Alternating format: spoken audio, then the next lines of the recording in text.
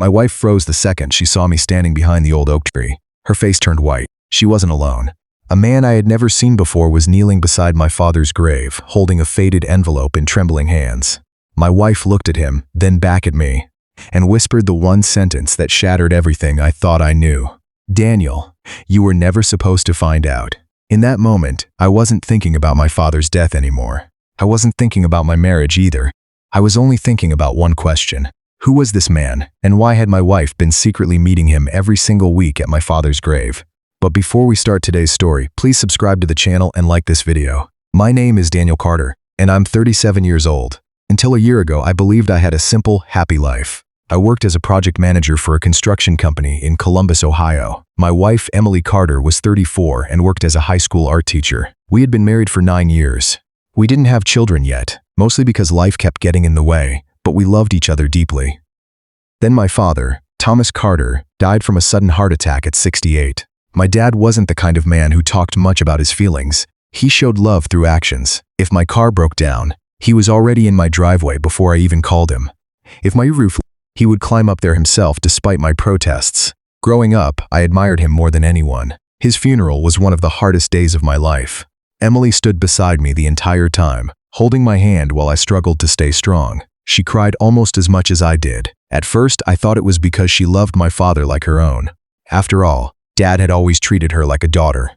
But something strange started happening after the funeral. Every Saturday morning, Emily would quietly leave the house with fresh white lilies.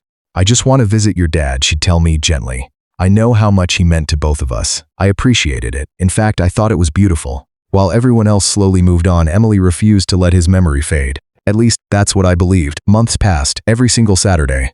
Same flowers, same quiet smile, same explanation. Sometimes she'd stay gone for 20 minutes. Other times, more than 2 hours. Whenever I asked why it took so long, she'd simply say she liked sitting there, because the cemetery was peaceful. I never questioned her, not until one rainy Saturday. She came home without the flowers. That wasn't unusual. What caught my attention was something else. Her shoes were covered in fresh mud. Not cemetery gravel, not wet grass, thick dark mud, the kind you'd find in the woods after heavy rain. "Did the cemetery flood?" I asked. She looked down for a split second. "I took a shortcut." She quickly changed the subject. It was such a tiny lie that I almost ignored it. Almost. The following week, while doing laundry, I found a folded receipt in her jacket pocket. It wasn't from a flower shop. It was from a small diner nearly 40 miles away. The timestamp matched the exact time she said she was visiting my father's grave. I stared at the receipt for several minutes. Why would she drive 40 miles after visiting this cemetery? Or had she lied about going there altogether? That evening, I casually mentioned the town where the diner was located. Emily nearly dropped her coffee mug.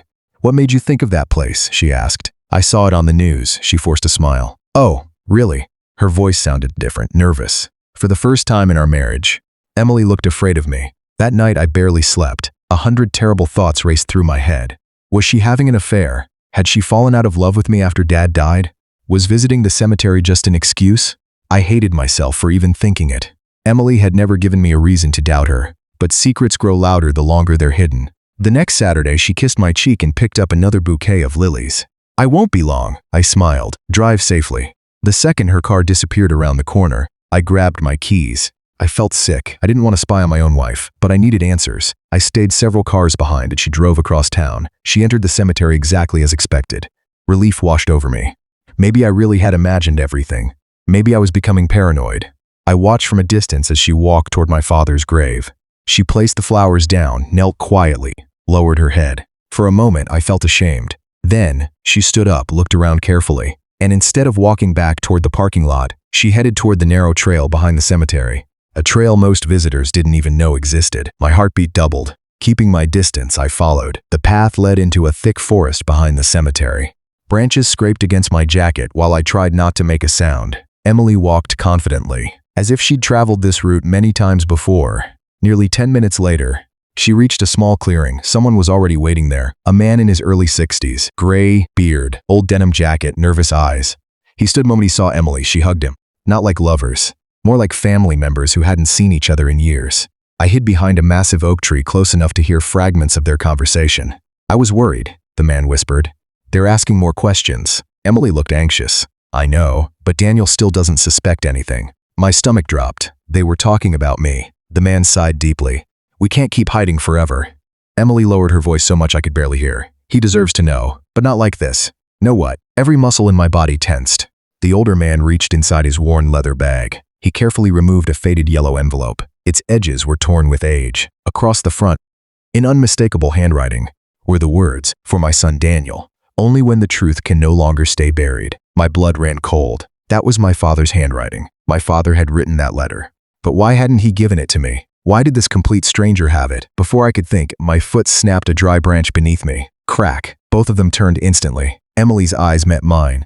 The color drained from her face. The old man clutched the envelope against his chest. Neither of them spoke. I slowly stepped out from behind the tree. Emily, my voice barely worked. Who is he? Tears filled her eyes immediately. She looked at the man, then back at me. Finally, she whispered, Daniel, everything you've believed about your father is about to change. Daniel, everything you've believed about your father is about to change. For a few seconds, nobody moved. The wind rustled through the trees, and all I could hear was my own heartbeat. I looked at Emily, then at the older man. Finally, I pointed at the envelope in his hands. Give me that. The man didn't move. Instead, he looked at Emily as if asking for permission. That only made me angrier. I said, give me the letter. Emily stepped between us. Daniel, please, just listen first. I've been listening to lies for almost a year. Tears rolled down her cheeks. I know. The older man finally took a slow breath. My name is Michael Hayes. He held out his hand. I ignored it. I don't care who you are. You will, he replied quietly. I was your father's best friend for over 40 years. I frowned. That couldn't be true. I knew all of Dad's friends. I'd never seen this man before. Michael seemed to read my thoughts. Your father made sure you never met me. The sentence hit me like a punch. What are you talking about? He looked down at the envelope. Because I reminded him of the biggest mistake he ever made. Emily gently touched my arm. Daniel, your father asked me to find Michael after he died. I stared at her. What? She nodded through tears. The night before your father passed away, he called me to his house while you were working late. I couldn't believe what I was hearing. He told me there was something he had hidden from you your entire life. He made me promise not to tell you until someone else confirmed the truth. Why didn't he tell me himself? Emily looked away. He wanted to, but he was afraid you'd hate him. Michael slowly handed me the envelope. My friend carried this guilt for 37 years. My hands shook as I opened it. Inside was a handwritten letter. I recognized every curve of my father's handwriting. I took a deep breath and began reading. My dear son, if you're reading this, then I no longer have the courage to tell you these words myself. Everything I ever did was because I loved you. But love isn't always enough to erase the past. 37 years ago, your mother and I were involved in a terrible car accident. A young couple was driving the other vehicle. The husband died before help arrived. His wife survived, but their newborn son disappeared in the chaos after the crash. That baby was you. I stopped breathing. The words blurred in front of my eyes. No, I whispered. No, that's impossible. Michael lowered his head. My younger brother was that man. I looked at him in disbelief. What? My brother and his wife were your biological parents. I felt my knees weaken. Emily caught my arm before I collapsed. Michael continued speaking, his own voice trembling. The accident happened during a heavy storm. There was confusion everywhere. Your father found you crying beside the road before emergency crews realized another child had been involved. I stared silently. He thought your parents were both dead. Michael paused. But when he later learned your mother had survived, his voice broke. He couldn't bring himself to give you back. The world seemed to stop. He kidnapped me? Michael closed his eyes. In the eyes of the law, yes, but he raised you with love. I laughed bitterly. What difference does that make? Emily squeezed my hand. It doesn't excuse what he did. Michael nodded. No, it doesn't. He spent every day of his life regretting that decision. I looked back at the letter. The next lines were stained with dried tears. Daniel, I convinced myself I was saving you because your biological mother fell into severe depression after losing her husband and believing her baby had died. But the truth is, I couldn't bear losing you. Every birthday, every Christmas, every hug reminded me that I was living with a lie. I wanted to confess 1,000 times. I was simply too much of a coward. Tears streamed down my face. Everything I believed about my life was collapsing. Then I noticed another page inside the envelope. It contained an address. What is this? Michael smiled sadly. Your biological mother. I looked up. She's alive? He nodded. She never stopped looking for you. I couldn't speak. Emily softly whispered. That's why I've been coming here every week. I turned toward her. She continued. Your father asked me to meet Michael after the funeral because he didn't know how much time he had left. He wanted to make sure you finally learned the truth. I remembered every Saturday, the flowers, the long drives, the lies. None of it had been an affair. She had been protecting my father's final wish. I hated lying to you, she cried. I cried after every visit. I wrapped my arms around her. I'm sorry. No, she whispered. I'm sorry. For a long time, none of us spoke. A week later, I stood outside a small white house with flowers in my trembling hands. Michael stood beside me. So, he asked softly.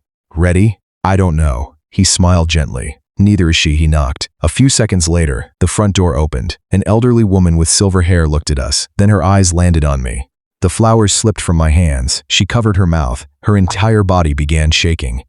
Daniel, she whispered. She didn't know my name by accident. She had spent decades imagining this moment. My voice cracked. I think, before I could finish, she wrapped her arms around me. Neither of us said another word. We simply cried, for nearly 10 minutes.